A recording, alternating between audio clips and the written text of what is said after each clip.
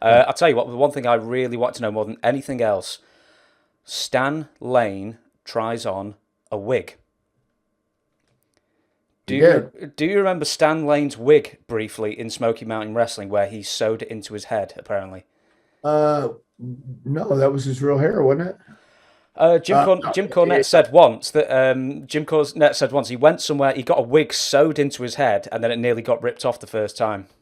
Yes, that's why he was wearing headgear for a little bit. Look, Stan was one of those guys who was always in shape, good-looking guy. So I think at that point in his career, Stan was maybe 6 years older than me, maybe a little. I don't know, but everybody or some people have thinning hair. I'm fortunate I don't have thinning hair. I just cut it. But I think that was one of those things that, without being the gangster of love, he didn't have his identity in check yet, or didn't have his identity that secure by his side that he could come in with a bald head or thinning hair. Yeah, he sewed it on, and I think he caught hell from the first time he walked in. I didn't give him any shit because I just don't do that. But yeah, he sewed it on, and then somebody, it might have been the Fantastics. It might have been Jackie Fulton, because Jackie just out of nowhere would spin around and kick you in the face. And it's like, why did you do that? And he hit you hard. That was the beginning of my neck problems, thanks to Jackie Fulton. But yeah, he did that. And then after he got his head ripped off, or his hair almost torn off, he wore headgear for a little bit. And it just became a rib, I guess. I've never heard before or since actually sewing a wig on. I've heard Oh, gluing well, one it's on. not necessarily a wig. I think it was a hair, beginning with a hair transplant or something like that. There was another fellow, I his name, but he went to get the hair plugs, the hair transplant. I think that's what Stan started to do, and then it might have turned into, let's sew this on. We can get it done that way too. So yeah, yeah. Hmm. Jimmy said it looked like he sewed a dead beaver on his head. I don't know. Do you know what? You might be able to answer this more than anyone else. Why did Stan Lane leave so abruptly in the tag team? Yeah, Stan had already pioneered uh, a few territories. He and Steve were over big time. Steve Kern were over big time in Memphis, and they were making more on their picture sales than they were actually getting paid by the company. And they were getting paid pretty good by the company, but they were hot. The fabulous ones were hot when they were a team. Then Stan gets picked up by Cornette when Dennis Condrey decides to leave in Atlanta. And so he had a really good run with the Rock and Roll Express, the Road Warriors, the guys in Atlanta. He had made really good money for a few years. And then we get to Smoky Mountain, and we're pioneering the territory again. We're starting over. We're starting from scratch because there had not been a consistent company in this area in Knoxville, Tennessee for a long time. So we're starting. And Stan, again, he's a couple of years, not much, not many years, but he's a couple of years older than I am. And once he was living in Charlotte too. I had moved to Knoxville. I had no home, but he had a home in Charlotte, and he was driving from Charlotte, which is a good 4 hours, just to Knoxville, and then have to. And Stan and I got along great, but once again, we were two different people. Jimmy Del Rey and I were two different people, and I'm just one of those.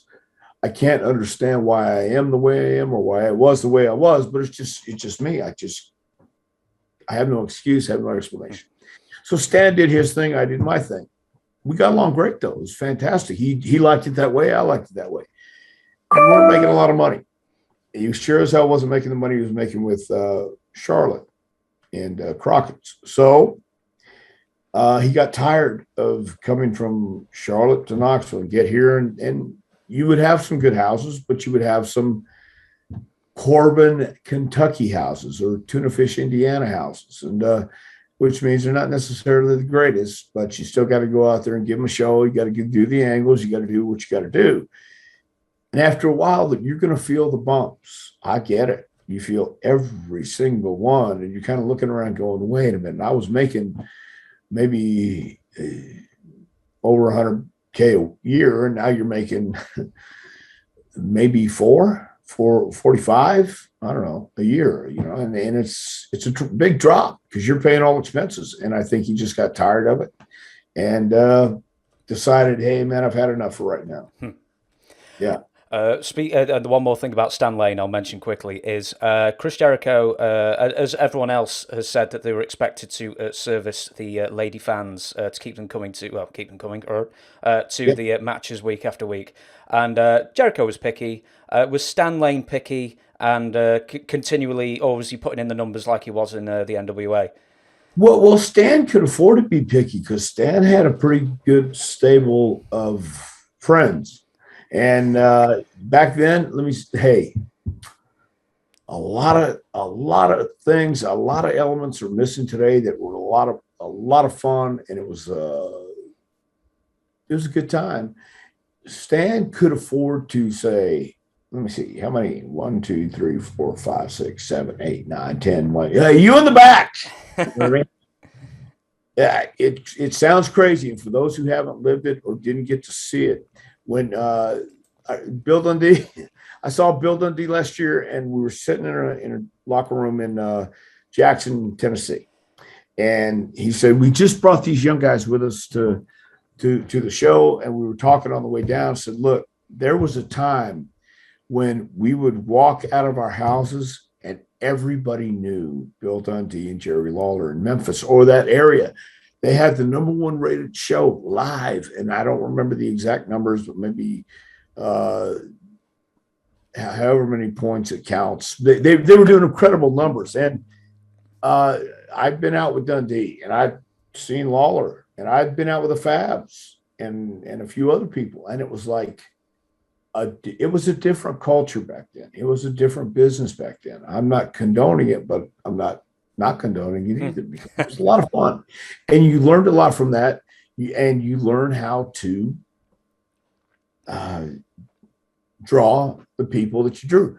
Real quick, the Rock and Roll Express, young guys, good-looking guys, not the biggest guys in the world, but they went along with Bill Dundee as the booker to Louisiana, and then the Midnight Express followed. Midnight weren't big guys either, but they popped that territory like it had been popped in years before, maybe a decade, maybe longer. And it was incredible because of the charisma, the magnetism, and the appeal. They started getting the young girls again. They started getting when you get the young girls going, then you're going to get the young guys going, and they're going to come. So they have to buy a ticket. More girls going to watch it on TV. And it was a rock show every night for those guys. They were legit rock stars. I mean,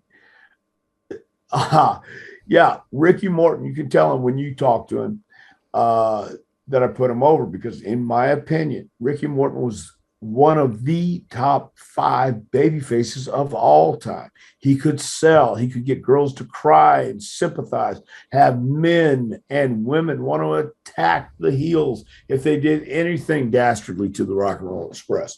So it was just that type for not only Stan Lane. A lot of us did okay, but there were those guys who just, Cornette likes to say, Ricky had more sex going to the ring than a lot of guys did all year. Girls reaching out, grabbing, he and Robert both, just incredible.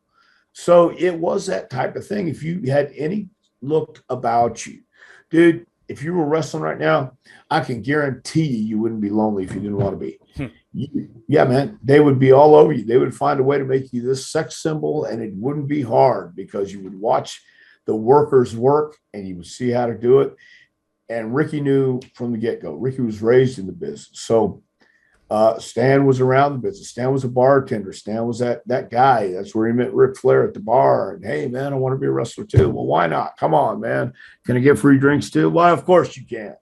That kind of stuff. So long story short, yeah, there were some guys who could be very, very picky. And even the guys who weren't that good looking or that great, dude, there was enough to go around. Let me say that.